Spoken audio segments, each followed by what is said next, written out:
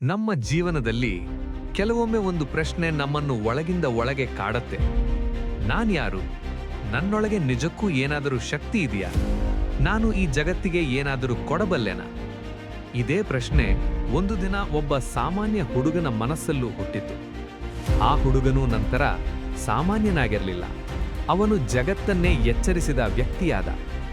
ನಮಸ್ಕಾರ ಸ್ನೇಹಿತರೆ, ನಿಮ್ಮ ಮನಸ್ಸಿಗೆ ಮಾತಾಡೋ ಈ ಚಾನೆಲ್ಗೆ ಸ್ವಾಗತ. ಇಂದು ನಾವು ಕೇಳೋ ಕಥೆ ಒಂದು ಜೀವನ ಕಥೆ ಮಾತ್ರ ಅಲ್ಲ, ಅದು ಒಂದು ಜಾಗೃತಿ, ಅದು ಒಂದು ಬೆಂಕಿ. ಇಂದು ನಾವು ಕಲಿಯೋದು ಸ್ವಾಮಿ ವಿವೇಕಾನಂದಜಿಯವರಿಂದ.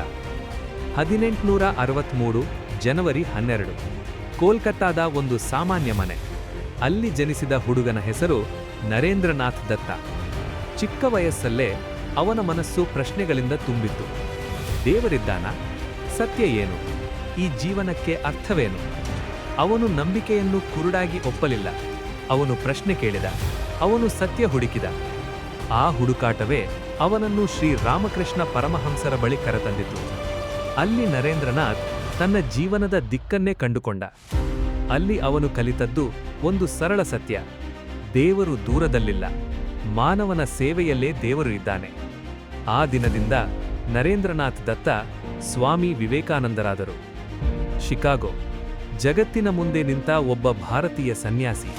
ಅವನು ಹೇಳಿದ ಮೊದಲು ಮಾತು sisters and brothers of America. ಆ ಮಾತು ಮುಗಿಯುವಷ್ಟರಲ್ಲಿ ಪೂರ್ತಿ ಸಭೆ ಎದ್ದು ನಿಂತಿತು.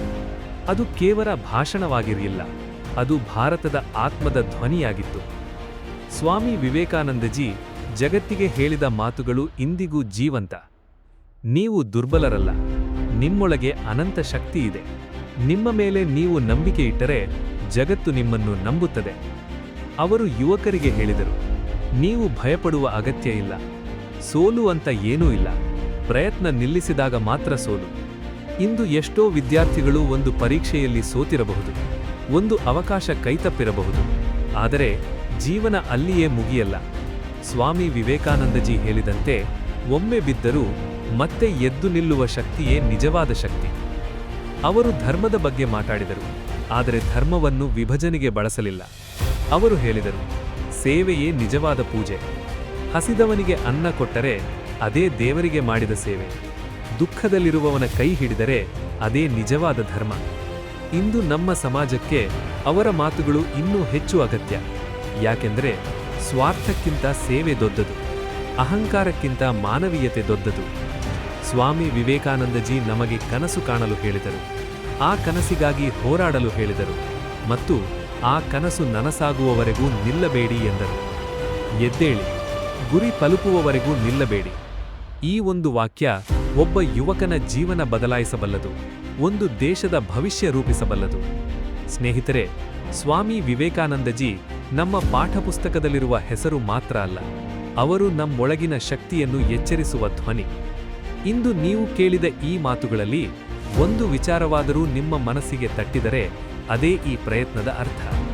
ನಿಮ್ಮ ಜೀವನದಲ್ಲಿ ನಿಮಗೆ ಪ್ರೇರಣೆ ನೀಡಿದ ವ್ಯಕ್ತಿ ಯಾರು? ಅವರ ಕಥೆ ಕೇಳಲು ನಾವು ಮುಂದಿನ ವಿಡಿಯೋದಲ್ಲಿ ಮತ್ತೆ ಭೇಟಿಯಾಗೋಣ. ನಾವೆಲ್ಲ ಸೇರಿ ಕಲಿಯೋಣ, ಬೆಳೆಯೋಣ ಮತ್ತು ಜೀವನವನ್ನು ಇನ್ನೂ ಉತ್ತಮವಾಗಿಸೋಣ.